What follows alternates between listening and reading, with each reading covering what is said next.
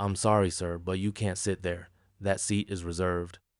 The flight attendant's voice was sharp, like ice. You'll have to move to the back. If you believe every person deserves respect, no matter how they look, type respect for all below. Mr. Peterson looked up, his mild blue eyes showing surprise. He was an older man, perhaps 70 years, with thin gray hair and a gentle face. His clothes were simple, a worn but clean jacket and comfortable trousers. He clutched his boarding pass, the ink slightly faded, showing seat 7A, an aisle seat near the front he had carefully chosen and paid extra for months ago. He had been looking forward to this trip. It was a reunion, a gathering of the few remaining men from his old unit. Men who had seen things, done things, things that still visited him in the quiet hours of the night. This seat, with a little extra legroom, was meant to make the long flight more bearable for his aging knees. "Excuse me?" Mr. Peterson said, his voice soft. "I believe this is my assigned seat, 7A. He held up the boarding pass. The flight attendant, whose name tag read Karen, barely glanced at it. She had a tight, unpleasant smile on her face, the kind that didn't reach her eyes. "There's been a change. We need this seat. Now, if you'll just gather your things." She tapped her foot impatiently. Mr. Peterson felt a familiar weariness settle over him. He wasn't one for confrontation. All his life he had preferred peace, even though his younger years had been anything but peaceful. He just wanted a quiet journey. "Is there a problem with the seat?" he asked, trying to understand. "Perhaps I can see the new assignment?" Karen sighed dramatically, a sound loud enough for nearby passengers to turn their heads. "Look, sir," she said, her voice dripping with false patience. "It's complicated. Just trust me, you need to move. We have important passengers who require these upfront seats." She eyed his simple attire with a look that made him feel small. Important passengers. The words stung. Weren't all passengers important? He had paid for his ticket, for this specific seat. He thought of the small velvet-lined box in his carry-on. Inside rested a medal, one he rarely looked at but was bringing to show his comrades. A reminder of a time when his country had thought him very important indeed. "I understand things can change," Mr. Peterson said, his voice still calm, though a flush was rising on his neck. "But I specifically booked this seat. Could you please check again, or perhaps I could speak with a supervisor?" Karen's eyes narrowed. "Are you refusing to cooperate, sir? I don't have time for this. If you don't move, I'll have to call security to remove you from the flight. We're on a tight schedule." Her voice was louder now, sharp and accusing.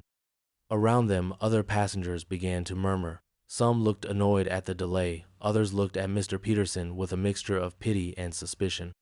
He felt their eyes on him, and his quiet dignity began to fray. He hated scenes. He hated being the center of negative attention. He felt that old ache in his chest, the one that came when people judged him on his quiet demeanor or his simple clothes, never guessing the steel that lay beneath, forged in crucibles they couldn't imagine. He had faced down enemies with guns. Surely he could handle a rude flight attendant, but he was tired, so very tired of fighting. What should he do?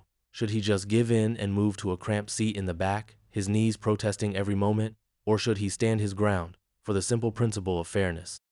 Then he remembered something, a small, laminated card tucked into his wallet. It had a direct number on it, given to him years ago by a much younger officer he had once mentored, an officer who had since risen to a very high position in the civilian world, including a seat on the board of this very airline. "Call me if you ever really need anything, Peterson." General Armitage, now Mr. Armitage, had said, anything at all. He had never used it. It felt wrong to use such connections for trivial things. But was this trivial? Being publicly shamed, denied what was rightfully his, threatened? Perhaps not. Quietly, while Karen huffed and tapped her pen against her clipboard, Mr. Peterson reached into his inner jacket pocket, pulled out his old-fashioned mobile phone, and discreetly typed a short text message. It was just a few words, explaining the flight number, the seat, and the situation. He addressed it to Mr. Armitage. He didn't expect an instant reply, or any reply at all, really. But it made him feel a little less helpless. He put the phone away. "All right," he said softly to Karen. "Where would you like me to sit?" He would not fight her, not anymore. Karen smirked, a small, triumphant curl of her lips. "Row 32, seat E, middle seat." She gestured vaguely towards the rear of the aircraft. "Hurry along." Mr. Peterson picked up his small carry-on bag, his shoulders slumping just a little. He started to make his way down the aisle, past the curious or indifferent faces.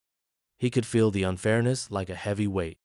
If you've ever felt unfairly treated and wished someone would step in, type "I understand" in the comments. Just as he reached row 15, a different voice cut through the cabin's low hum, a voice of calm authority. "Excuse me, folks, pardon me." The cockpit door was open. Standing there was the captain, a woman with silver hair pulled back neatly, her uniform crisp, her expression serious. Captain Eva Rostova. She scanned the front of the cabin, her eyes sharp. Karen, who had turned to speak to another crew member, froze. Her head snapped towards the cockpit. Her confident expression wavered, replaced by a flicker of confusion, then alarm. What was the captain doing out here before takeoff? Captain Rostova's gaze swept past Karen, landing on Mr. Peterson, who had stopped, uncertain. "Mr. Peterson?" the captain called out, her voice clear and strong. "Arthur Peterson?" Mr. Peterson turned, surprised to be addressed by name by the pilot. "Yes?" The captain moved swiftly down the aisle, her first officer a step behind her. She stopped directly in front of Mr. Peterson, ignoring Karen completely. The captain's eyes, unlike Karen's, were warm and held a deep respect. "Sir," Captain Rostova said, and then she did something that made the entire cabin fall silent. She brought her right hand up in a crisp, formal salute. "It is an honor to have you on board my aircraft, sir." Mr. Peterson, taken aback, instinctively straightened up, a lifetime of discipline snapping back into place. He almost returned the salute before remembering he was a civilian now. A faint blush touched his cheeks. Karen stared, her mouth slightly open. Her face, moments before flushed with power, was now pale with dawning horror. What was happening? Who was this old man? "Captain," Mr. Peterson said, a little flustered. Thank you." Captain Rostova lowered her hand but kept her respectful gaze on him. "I understand there was some confusion about your seating, Mr. Peterson. My apologies. My very sincere apologies. You are, of course, in seat 7A. Please, allow me." She turned, and her eyes, now glacial, fixed on Karen. "Flight attendant," she said, her voice dangerously quiet. "What is the meaning of this disturbance? Why was this decorated war hero, a recipient of the Distinguished Service Cross, being removed from his assigned seat?" The title, Distinguished Service Cross, hung in the air. Gasps rippled through the nearby passengers. Eyes widened. People who had looked at Mr. Peterson with indifference or mild annoyance now stared with awe and dawning shame. Karen stammered, I didn't know, Captain. There was a manifest change, I thought." Her excuses died under the captain's unwavering stare. "You thought?" Captain Rostova repeated, her voice like steel. "Or you made an assumption based on appearance?" This airline prides itself on respecting all its passengers, especially those who have given so much for their country. Mr. Peterson booked and paid for his seat. There was no manifest change that I authorized that would displace a passenger like him or any passenger without extreme cause and my personal oversight. She looked back at Mr. Peterson. "Sir, please, come with me." She gently took his arm and personally escorted him back to seat 7A. The passenger who had started to settle there quickly gathered their belongings and moved, apologizing profusely. "We will ensure your comfort for the remainder of this flight, Mr. Peterson," Captain Rostova said warmly. "Complimentary drinks, snacks, anything you need. It's the least we can do." Mr. Peterson, overwhelmed but deeply touched, simply nodded. "Thank you, Captain. That's very kind." Captain Rostova then turned back to the still frozen Karen. "Flight attendant Karen," she said, her voice low and firm, for Karen's ears only now, though the disapproval was clear to all. "Meet me in the forward galley, now, and bring your manual on passenger courtesy and veteran affairs. It seems you require a thorough refresher." Karen's face was ashen. She nodded jerkily, her earlier arrogance completely gone. She looked like a child who had been caught doing something terribly wrong. She knew this was serious, very serious. As Karen scurried away, looking utterly defeated, Captain Rostova addressed the cabin.